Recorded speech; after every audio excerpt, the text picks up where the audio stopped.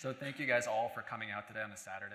It's a really nice thing to get together and talk about myeloma all together. And so it's inspiring to me to hear all of your journeys. And I first want to start out by thanking Jenny for putting this all together. It's really an inspiration.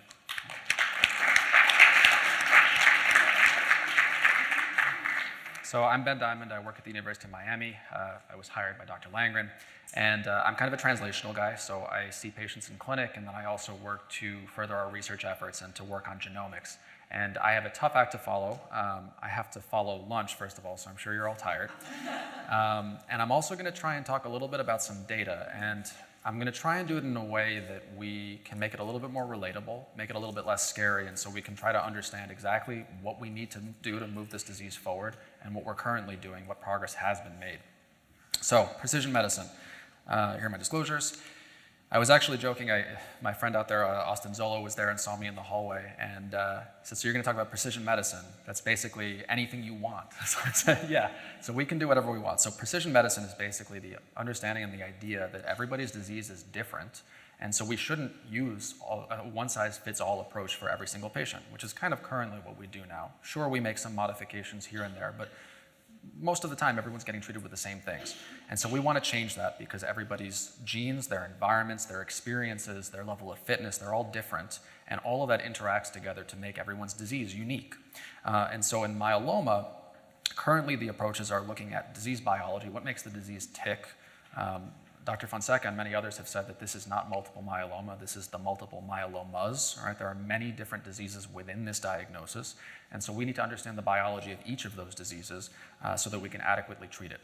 Then there's a level of risk, right? How aggressive is somebody's disease? Do I need to give more therapy for somebody, or can I peel back?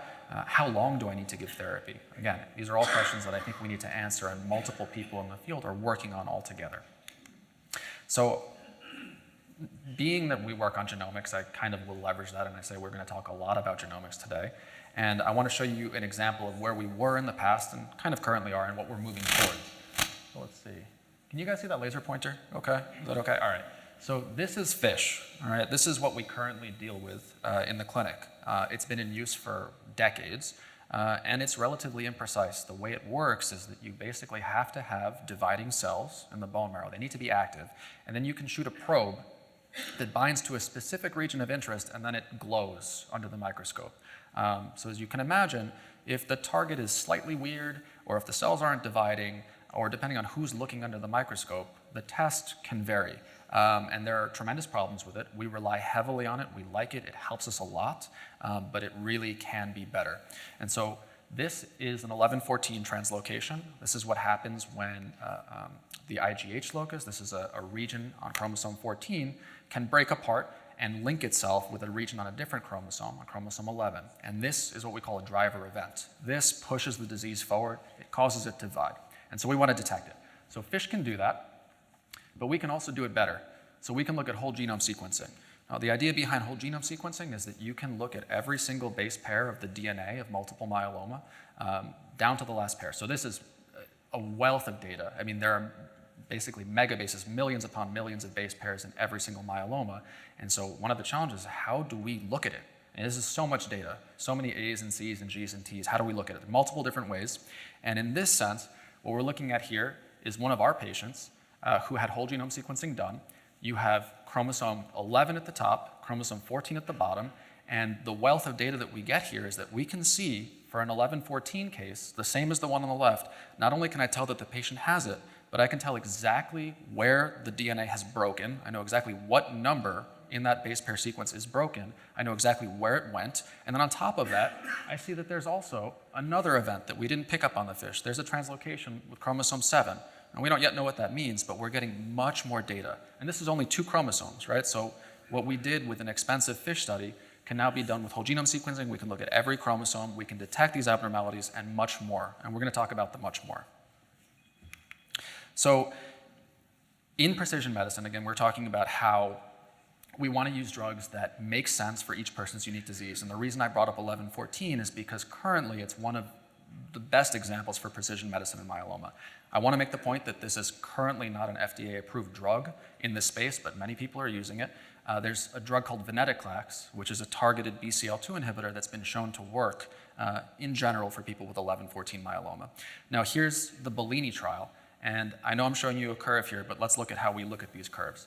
On the top, where's my pointer? Here. So looking at the y-axis here, what we're looking at is the percent of patients that are progression-free. So everybody starts at 100%, right? When you start at 100% here, that means that this is where we start therapy. Everyone is doing well when they start the drug. And then as time goes on the x-axis, there it is.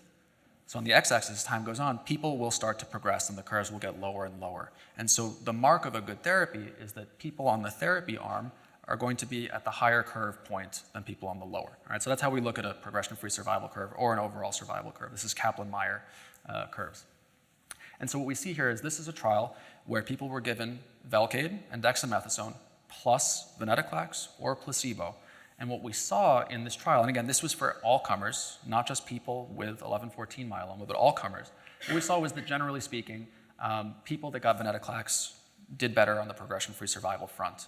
But then the troubling thing was that when you look at overall survival, you might notice that these curves are reversed, all right? And people that were actually on the placebo were doing better. People that were on venetoclax were dying more than the people. So this is exactly what you don't want to see. This is disastrous, all right? And so what I'm about to tell you is that this is a good drug in myeloma, but how could that be if people are dying more?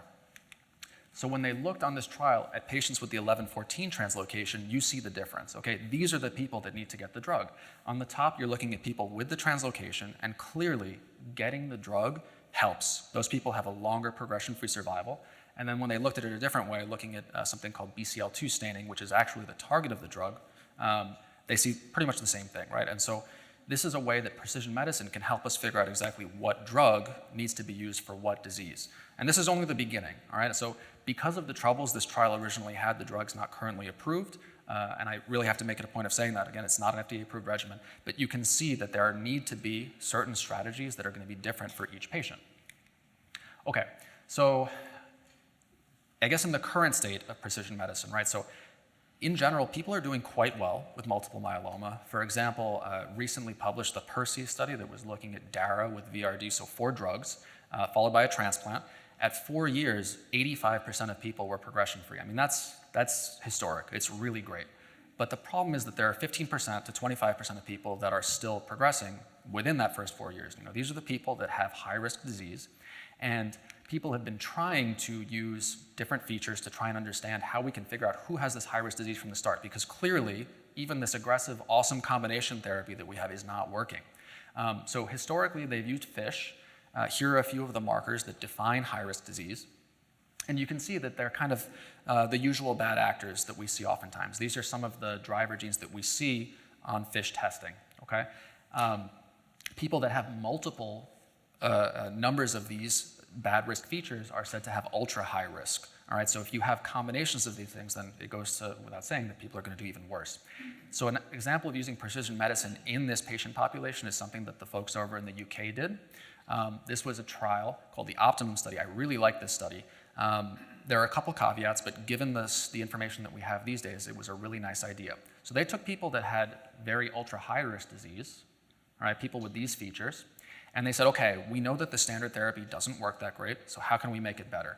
And what they did was they took 4 drugs. I mean, you don't have to look exactly at what this is to see that it's a lot of therapy. They used 4 drugs, they did a transplant with drugs on top of that, and they did more consolidation, and then maintenance with 2 drugs, okay? So they did a lot of stuff, and the argument could be made that if you know that people with ultra high-risk disease are gonna do poorly, is it really ethical to put them on a control arm? So the nice thing about this study was that they put all of the patients on this aggressive treatment, and they matched it to historical controls treated within the same health system with similar disease features in sort of a synthetic control arm. So this is kind of an idea of how, although a little bit immature in the way they did it, we can start to use AI-based approaches to simulate control arms and make sure that everybody is getting the right kind of therapy and the most promising kind of therapy, so that nobody is really getting something we know doesn't really function well. And in this sense, you see here that people who had high-risk myeloma matched to historical controls versus people on this trial did much better.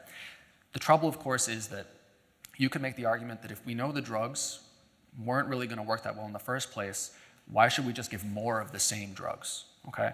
That's probably the only argument I have against this trial. More does not necessarily mean better if you know that the drugs aren't super active, but nevertheless a huge step forward.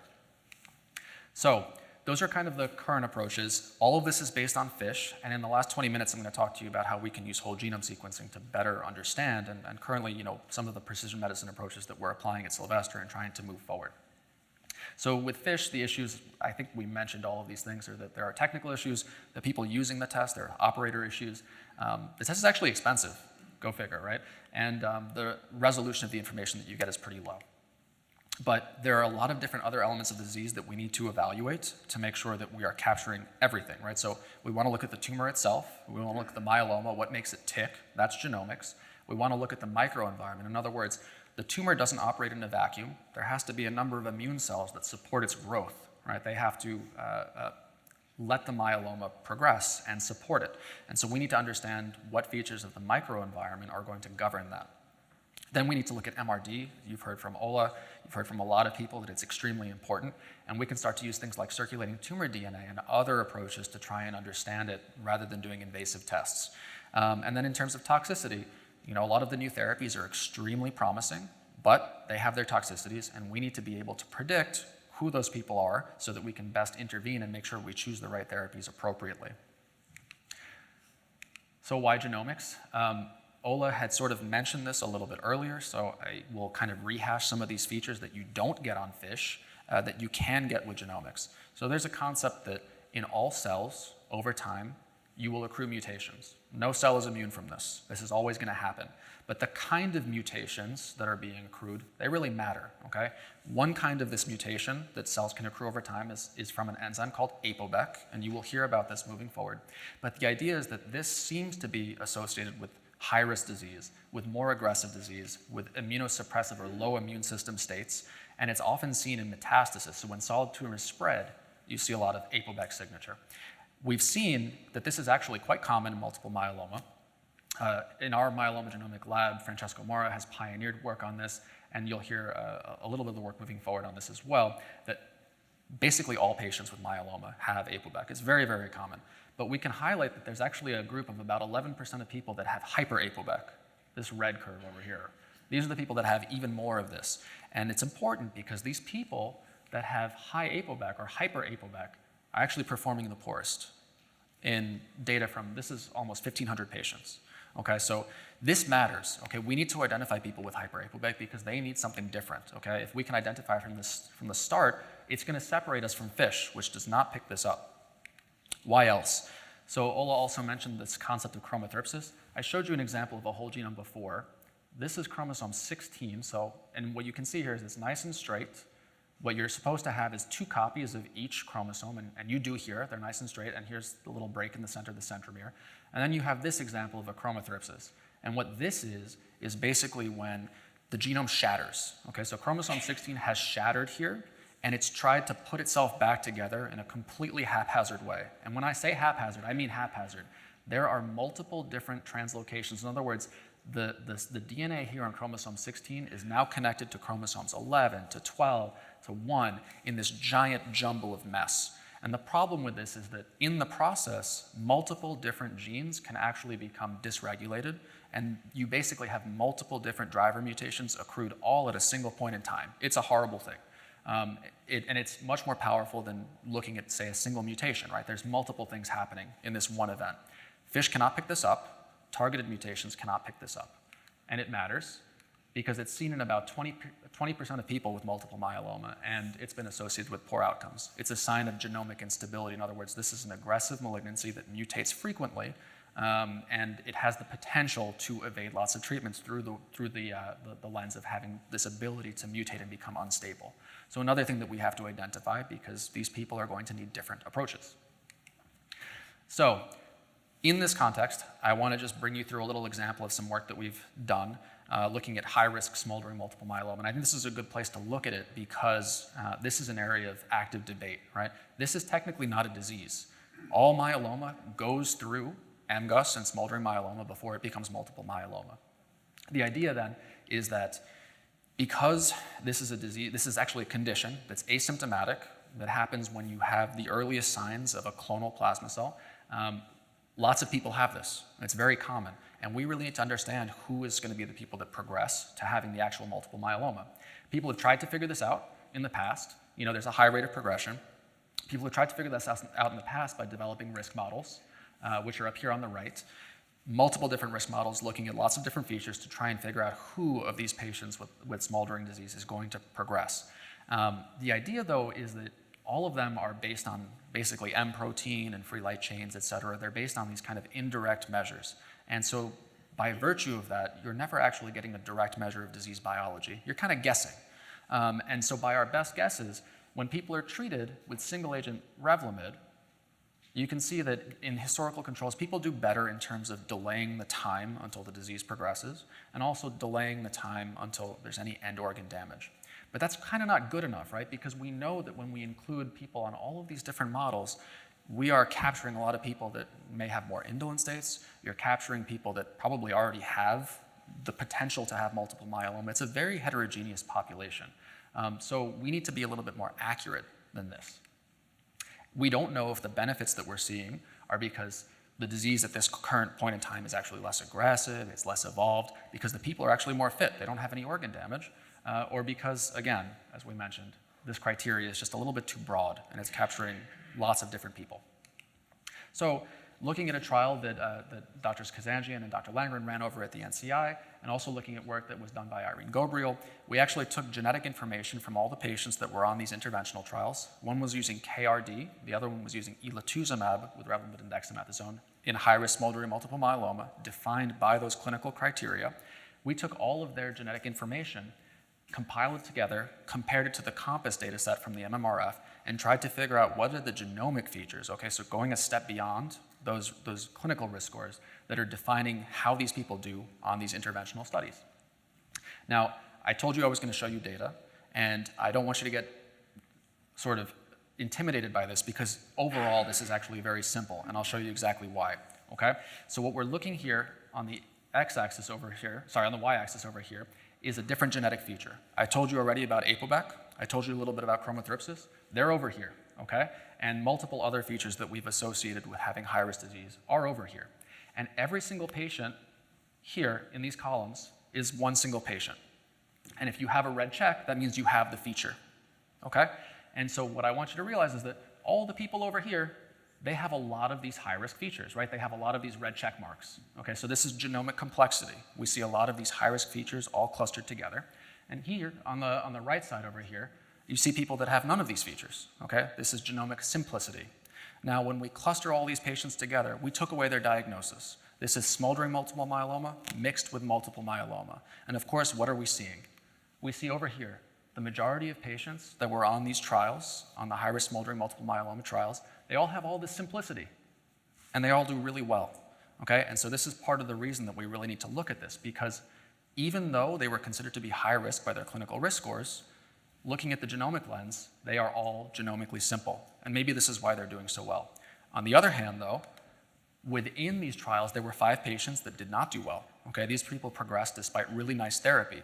And so we need to understand, why did only some of these patients with high-risk smoldering multiple myeloma actually progress? And we see here that they actually are the ones that cluster together with people that have high-risk genomic features. Okay, so using genomics, you can actually see these two groups. You can see the people that had simple genomics that did great, and you see the people that had complex genomics that did not do great. Okay, so identifying those people is going to help us figure out what are the interventions we need to use for that specific high-risk population. Okay, I'll skip this because I think we made the point, and I will talk to you in the last 10 minutes about the prediction model, right? So the purpose of going through all this data was to show you that not all multiple myelomas are the same, that using a genomic lens, there are multiple different high-risk features. We see that a lot of these high-risk features, like RAS pathway mutations, tumor suppressors, a little gene called MYC that's very important in multiple cancers. We talked about the APOBEC, we talked about the chromothripsis. When people have none of these features, myeloma is going to do well, and we need to identify that because perhaps people with none of these features maybe need less aggressive therapy, whereas people with all of these features are going to need something drastically different. And that's going to be the whole idea behind trying to profile everybody with genomics to try to understand what genomics are going to be able to do towards predicting how people will do with one therapy versus another, and how much we have to put our foot on the gas versus take our foot off. So to that end, we'll talk about what we're working on to personalize medicine in multiple myeloma. And Dr. Langren touched on this a little bit earlier in terms of a prediction model that's been built. And what's really exciting about it is it's a living model that we can keep building on. Right? So people have done better over time. Right? We've already said that. But there are two scenarios. Okay? People do better over time, but there are some patients that do not do well. We talked about that 15 to 25% of people that have high risk or functional high-risk disease that despite all of our progress are still doing horribly, and we need to identify them. And then on the other hand, there are people who even like years ago with a therapy like VTD, which is Velcade and thalidomide, for example, there are people that 10 years out are still doing wonderfully, right? So there are two groups of people, and basically what ends up happening is that they all get lumped together and treated the same way. So we need a model to help understand how we can predict who's going to end up in what group and how we can modulate the therapy to make sure that we don't overtreat some and undertreat others. So in order to do this, some very smart people in the lab, including Francesco Mora, Ola Langren, and some people sitting in the audience over there, there's Arjun over there, who worked very extensively on this model, basically combined data from a lot of collaborators. This is a multi-institution effort, taking data from Compass, from the MMRF, data from Moffitt, from NYU, from Sloan Kettering, from Arkansas, combining over about 2,000 patients together that had clinical information, that had genomic information, that had their treatment histories, and then importantly, had either had whole exome, which is kind of smaller scale, and whole genome sequencing, which is the entire DNA of a patient's tumor. So using all of that put together, there was a two-step process. The first is that because this is the largest genomic data set that's ever been assembled, you can first look at the drivers. So because you have so much power in a cohort that big, you can define new events that are considered to be important in multiple myeloma that drive the disease forward. You have more knowledge of that.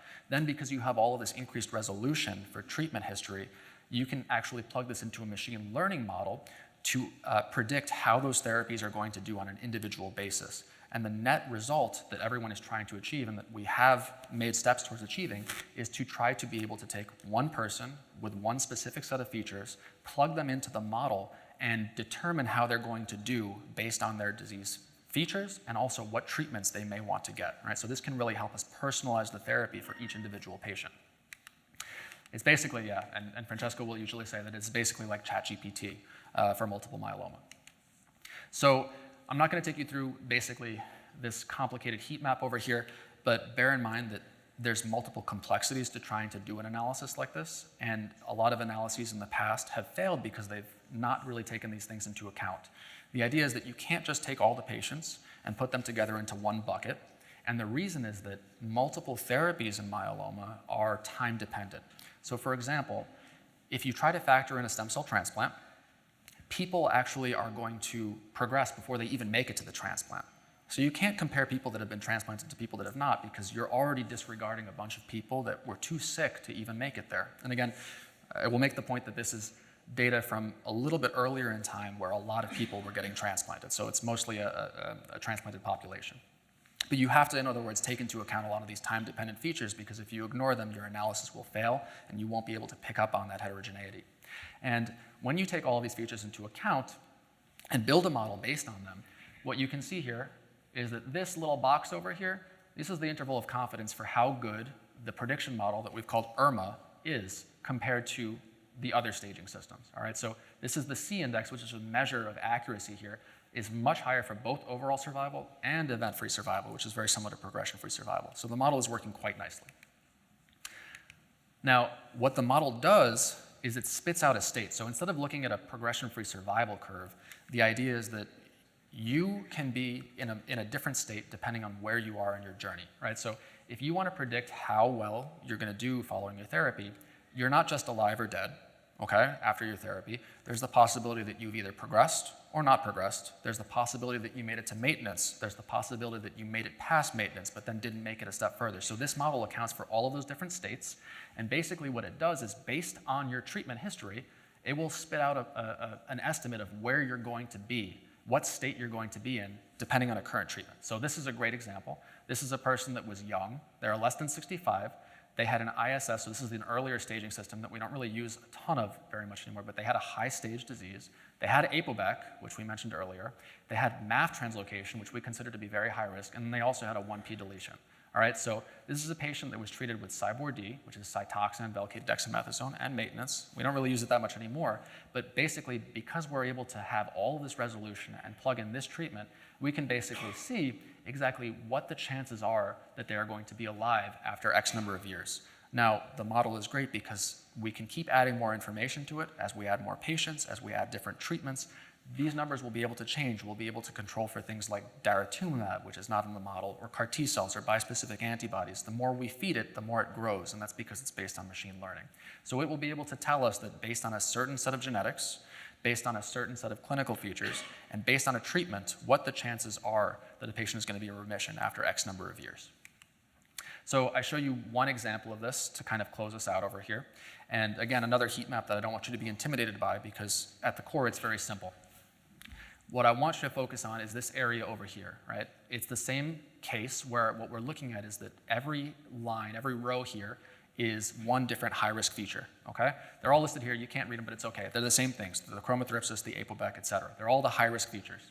And what you see is that there's a group here that is clustered together. They have a lot of high-risk features all together, right? Each column is a patient. You can see that, these patients have like maybe 12 of these high-risk features, where a couple of these patients have basically 1 to 2 or none. And what's happening in this set of patients over here is that the outcomes are relatively poor. And because the model can predict how people are going to do by the different treatments they're going to get, you can actually see here how they're going to do. So here you can offer them VRD, transplant, and maintenance. You can offer them VRD alone. You can offer them VRD with transplant and no maintenance, and VRD or continuous therapy, for example. So the idea is that the model can let you select different therapies and see how people are going to do. So for these patients, you'll notice that all of these treatments are dark or hot colors, all right? And a hot color means that people are going to have a higher risk of progression. They're going to have a higher risk of the disease coming back sooner, okay? The colder or the bluer your color is, the better your disease is going to be. So what you see here is that for people with complex genetics, none of these treatments are really going to help that much. All right, there's very little that we can do, at least with these therapies, that is going to change how things go for them. Okay, and so that's depressing, but it also just means we need to innovate. And again, this does not control for DARA, right? So maybe DARA is going to help here. On the flip side, you have these people with less complex disease, and you look at the treatments here, and something very interesting pops up. You see that if VRD is given here, you still kind of do poorly, all right? There's still some yellow here. But if you add the transplant, adding more therapy seems to help, all right? And so here people are more blue, and disease is going to do better. And on the converse, you have people over here who are very similar. And in general, what you can see is that there's actually a group of people here that do well regardless of whether or not you give them a transplant.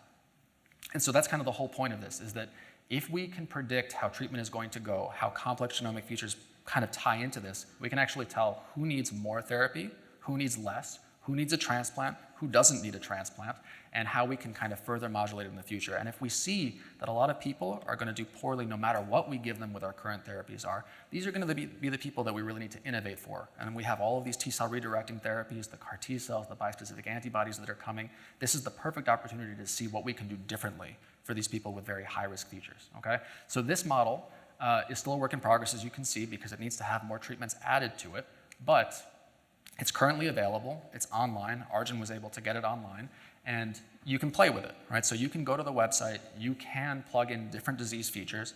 It's a little bit limited, obviously, because you need to have, or it would be better if you had the whole exome or the whole genome sequencing data, but you can play with it and see what different outcomes are going to be, all right? So this is a work in progress. We're going to add more patients. We're going to add more genetic information, more treatments, and basically make it better, okay? This is kind of the future of what we're trying to envision here. So in summary, the idea behind this precision medicine approach is that, again, as we've kind of made painstakingly clear, not every disease is the same, okay? Everybody has different disease, and for that reason, everybody needs personalized therapy.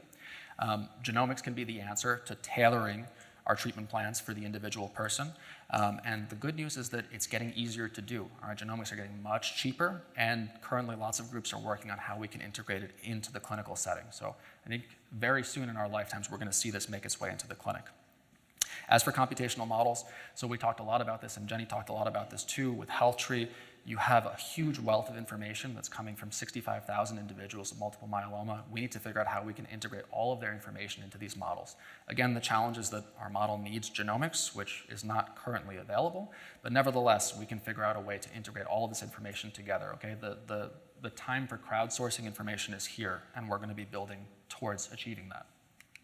And finally, in the last 20 seconds, I will say that, again, I'm biased because I do genomics, but a lot of people in our group don't do genomics. They do other things like the immune microenvironment. This is stuff that Dr. Coffey, you heard from earlier, had mentioned, basically saying that we also need to factor in the immune system, okay? This is work that he did showing that people that achieved MRD negativity had immune systems that looked closer to healthy individuals as compared to people that did not achieve MRD negativity, right? So we need to factor this information into the model as well. And with that, thank you all for your attention. I know we went into the weeds. I hope we tried to demystify some of this stuff, and you took away a little bit. And then obviously, I thank the lab for everything that they're doing for this field, and to you all for coming today.